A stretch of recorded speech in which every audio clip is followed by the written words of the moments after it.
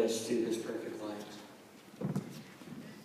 Epiphany always reminds me of a scene from Captain Hook.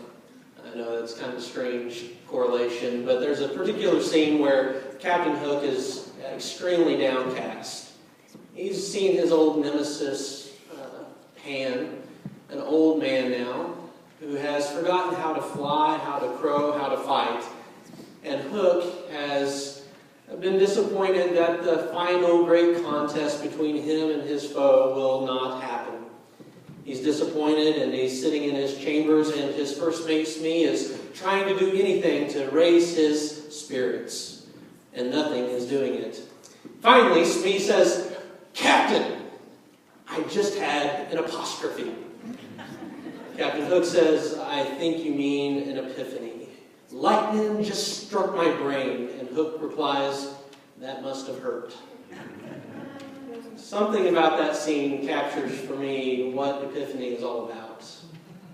This moment of aha, of surprise, of lightning striking the brain, of the light bulb going on, light appearing in the darkness.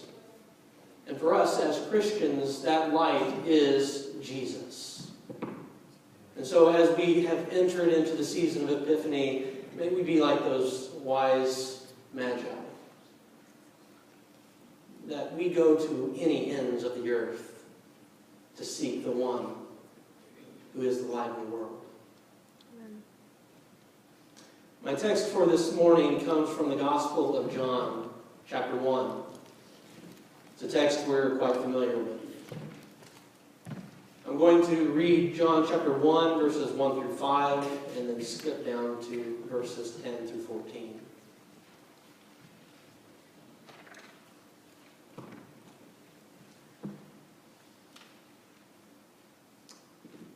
In the beginning was the Word.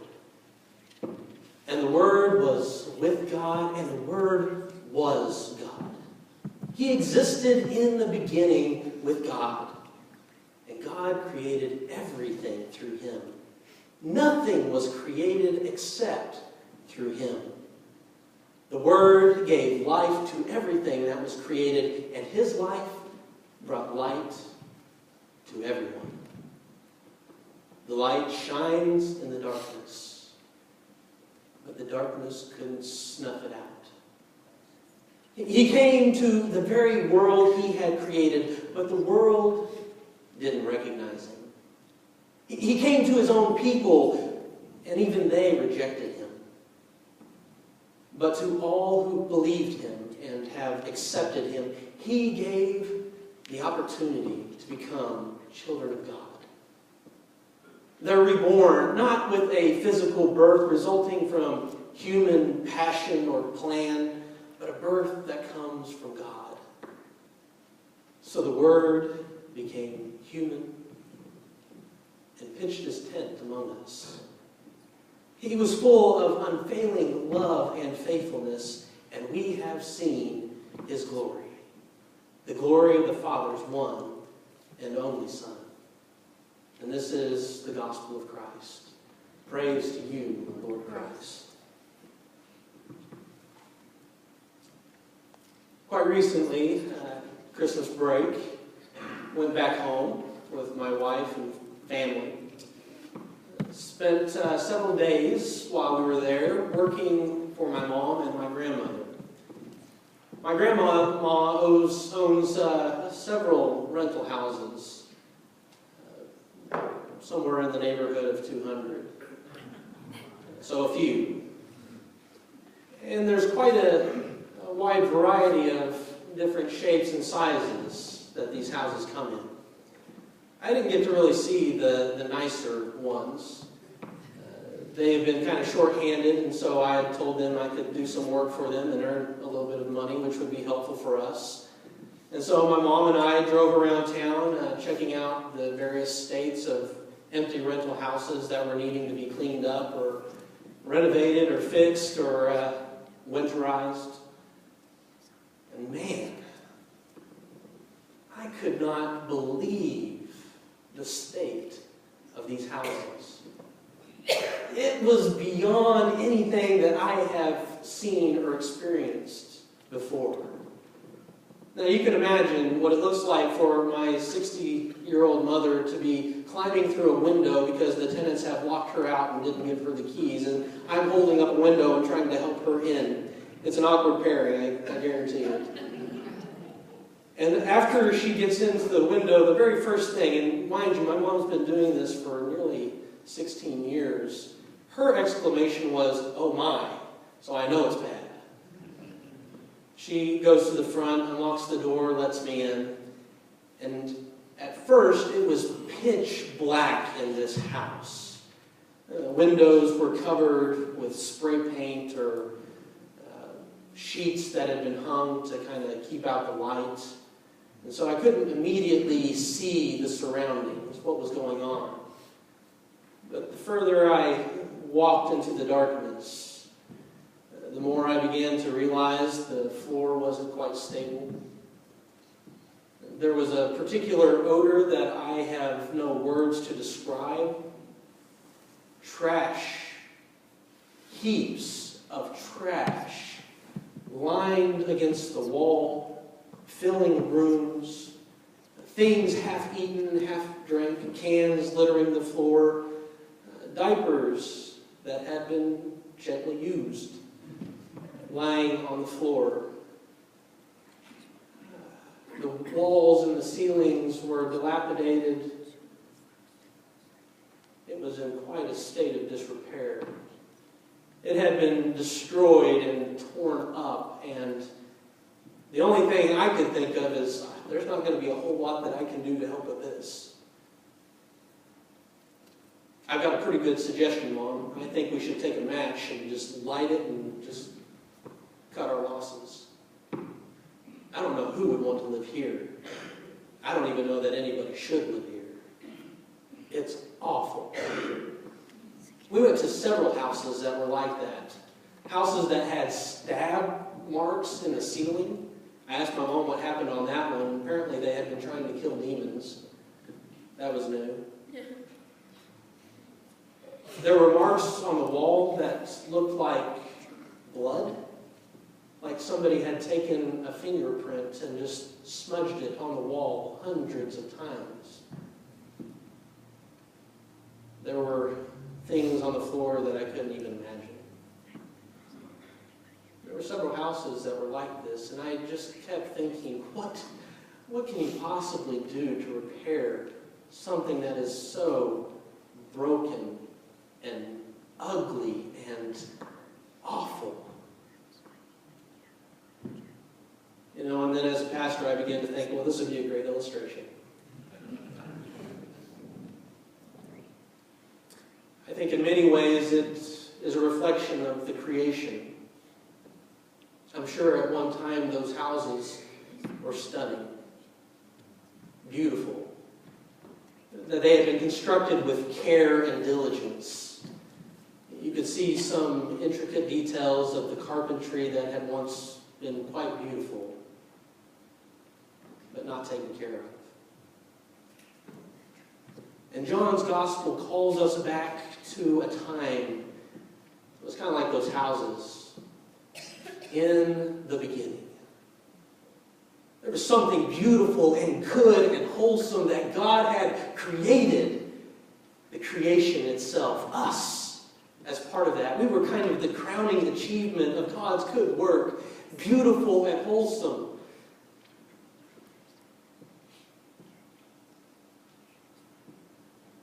It was magnificent.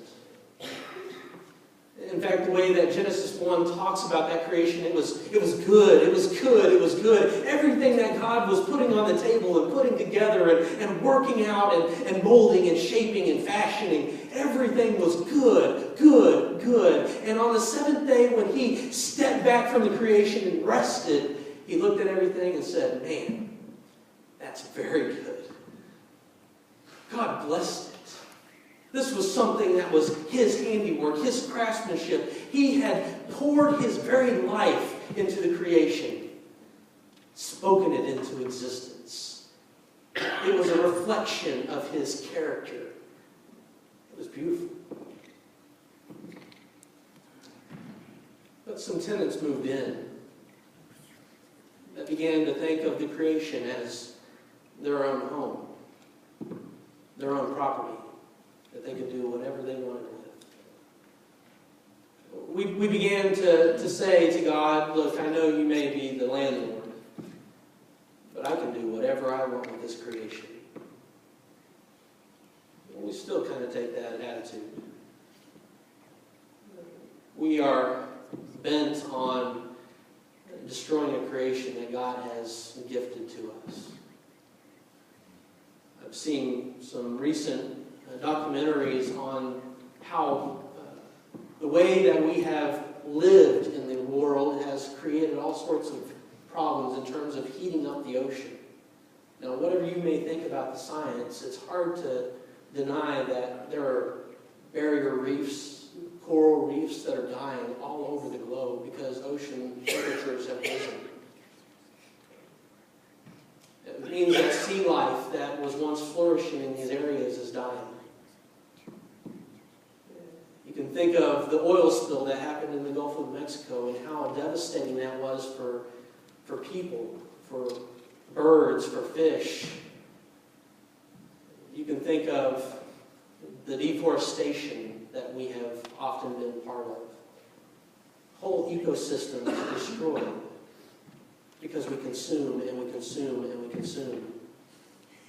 If you think about all the technology that we have created, and there's some great stuff out there, but there's also a toll, a cost. You may find it quite convenient to look up things on Facebook and Google, and they are handy tools, aren't they? But have you ever thought about the energy costs of running those places?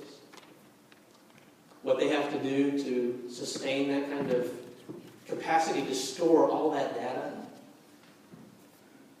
It has an environmental impact. We have leadership that is boasting about having a very large button on his desk that he can push to destroy other people. Have we yet to learn a lesson about the kind of nuclear and atomic destruction that we have unleashed on the world? And that it has not only impacted one generation, but generation after generation after generation that has lived there. We're not only careless about the creation around us, we're also careless about the people around us. If it doesn't benefit me, if it doesn't in some way help me out, I don't really particularly care about what's happening with others around me. We've insulated and isolated ourselves from those that are struggling to get by. I mean, think about the economic prosperity of our country. It's greater than it's ever been. There's more economic opportunity than we have ever experienced before. And yet there is a widening and growing gap between the rich and the poor.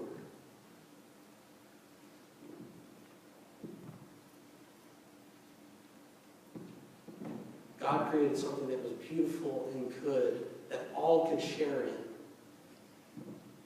And we've come to a place where all we want to do is just make sure there's enough for me.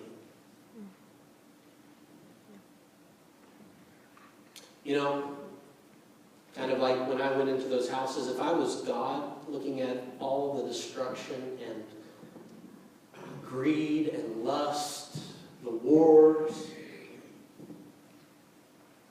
the misuse of this good gift, if I looked at the dilapidated state of my house and saw that the roof was caving in and the floors were uneven and the windows had been knocked out and that the very thing that I had carefully crafted and shaped was all of a sudden being destroyed by the ones I had gifted it to, I might just say, let's light a match.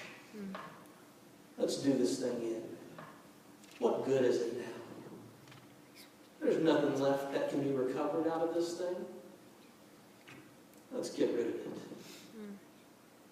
There's been a particular theology in the church that's been around for maybe about 150 years. It's called escapism. Escapism has been this theology that has become more and more entrenched, particularly in the American context. It's this idea that, man, if you look around us, there is a lot of darkness, there is a lot of evil, there is a lot of brokenness. And I think what God is ultimately going to do with this place is just light a match and light it up. And really what God's intention is going to just beam us out of here, Scotty. Get us out of here. That's what we have imagined in many circles that God is all about. God is just going to destroy this place and beam us out of here. But John's gospel does not allow us to really believe that. John's gospel is not an escapist theology. Amen. It's not a theology that says, this house is condemned, let's bulldoze it and move on. God doesn't treat his creation like that. In fact, I love this passage for this reason. Here's what John says that God does. Drops right down into our midst. Puts on flesh and dwells among us. Pitches his tent. Jesus looks at the neighborhood and moves right into the neighborhood. He moves into the trailer park. He moves into that seedy hotel. He moves right into the dilapidated creation that he has created and says, well, let's start getting to work. I think there's something we can do with this place. Amen. He not only does that, but he begins to identify with our own brokenness, not just the brokenness of creation, but my brokenness. He puts on my clothes, he puts on my flesh, he puts on my shoes and walks a mile in it.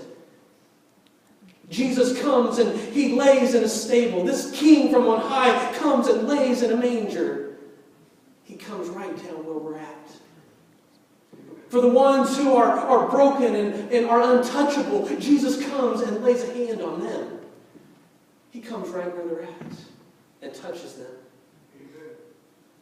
For those who have not heard a word of hope, who are beyond what they think is repair, Jesus comes and says, you are valuable. Amen. You are loved. You are my good creation. And I give you the opportunity to be a child of the living God. Amen. But I've got to be honest.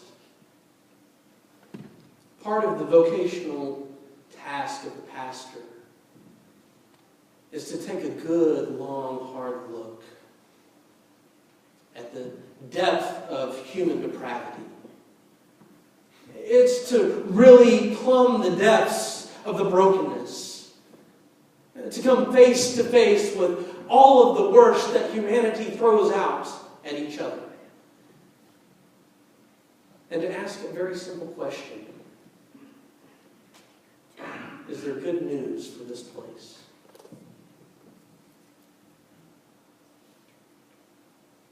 I've been doing that for about 10 years now. 11 years.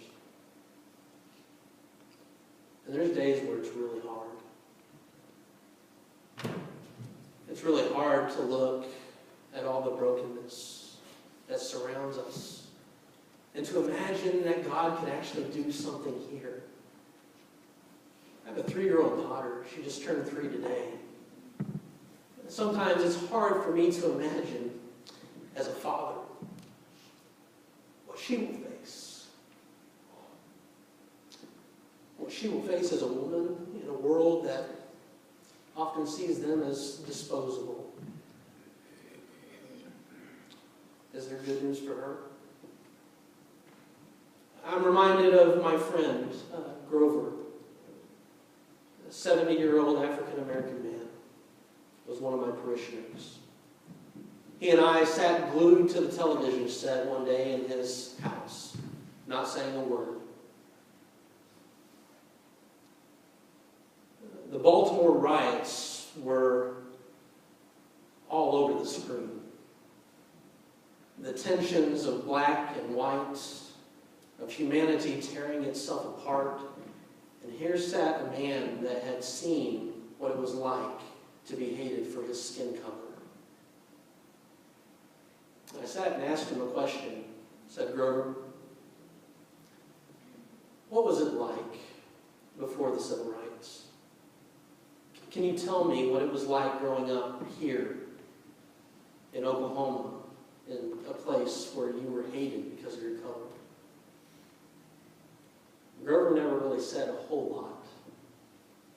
But on this day, he did tell me quite a bit about his life. He told me about being targeted driving through town because he had a nice car and because he was black. He would often be pulled over, questioned regularly. Or going to the grocery store as a little child and having put all his groceries out, ready to pay, and because a white woman was standing in line, he had to take his place in the back of the line. Or about his family that were tenant farmers that could barely make it by.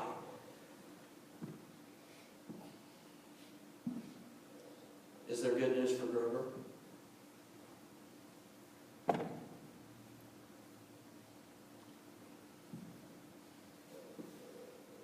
Many of you have seen darkness in your families, your work surroundings. Is there good news for you? And although it may not seem like it in the moment, I think we are reminded by John of the best news yet. Darkness doesn't get the final word. Amen. Darkness cowers before the light. Have you ever played hide and go seek? I love hide and go seek, especially as a kid. I loved hide and go seek. I was really good at it. I was a tiny child, quiet, quick, and stubborn enough to stay in a place even when people were telling me to come out. I would often hide in the darkest corners of our house.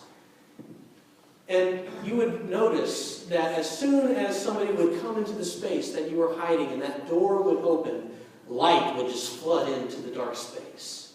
You couldn't stop it. There was no struggle. There was no moment where you wondered if the light would finally give way to the darkness. No, the darkness always gave way to the light. I love the little poem. It's a song written by Leonard Cohen. You may know his song, Beautiful. The chorus goes like this. Ring the bells that still can ring. Forget your perfect offering. There's a crack in everything. That's how the light gets in. That's how the light gets in. There's a crack in everything. There's a crack in the darkness. When God put on flesh, when He entered this very creation, there was a crack that was created. The brokenness, the darkness, God allowed it to consume Him in the moment of the cross. He went down into the very darkness of the grave. And the beautiful thing is, the light came on 3 days later and swallowed up the darkness. Dissipated the shadow. No longer did death hold sway. No longer was it the most powerful. No, light had the final word and continues to have the final word even now. Amen. And that light, as Heather reminded us, begins to spread as we say yes to the light of Jesus. That same light is the kind of light that we carry into the darkness of the world. Why should we be afraid of it? Why should we cower to the darkness? Why should we be afraid of the evil that surrounds us? We have the light of Christ, which has already prevailed. Amen. Oh, I don't even know if we are listening. Are we here this morning? There should be some amens on that one. There is already a crack in the darkness that Christ light has shined. And that light was the life of men, of humanity, of all creation. This is good news. Amen. This is good news for wherever we find ourselves, for whatever darkness that we find. That doesn't mean that there isn't going to be difficulties.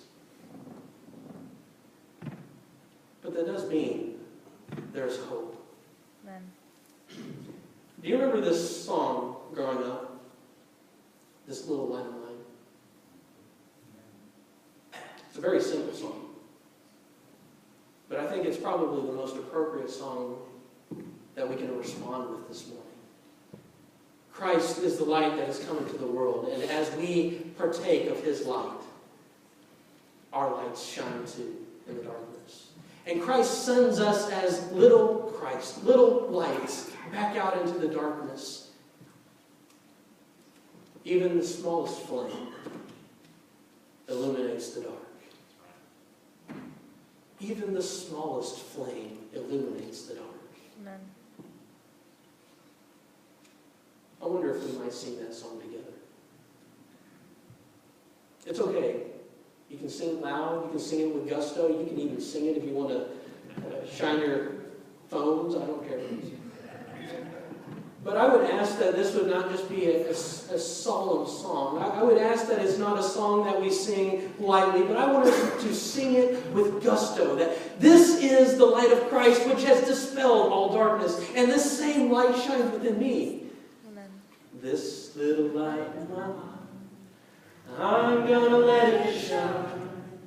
This little light of mine, I'm gonna let it shine.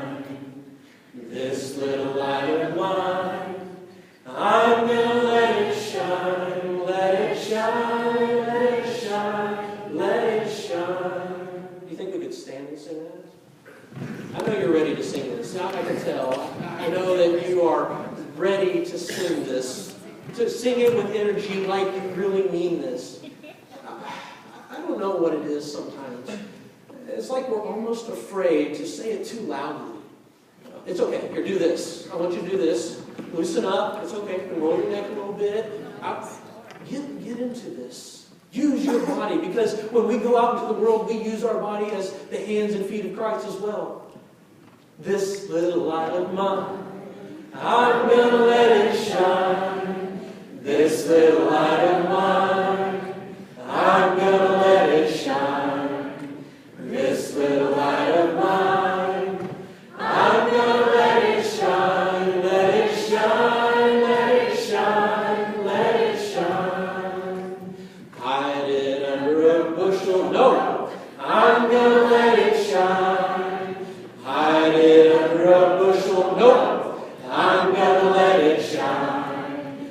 Hide it under a bushel, no, I'm gonna let it shine. Let it shine, let it shine, let it shine. Amen. Well, as we prepare this morning to receive communion, you may be seated.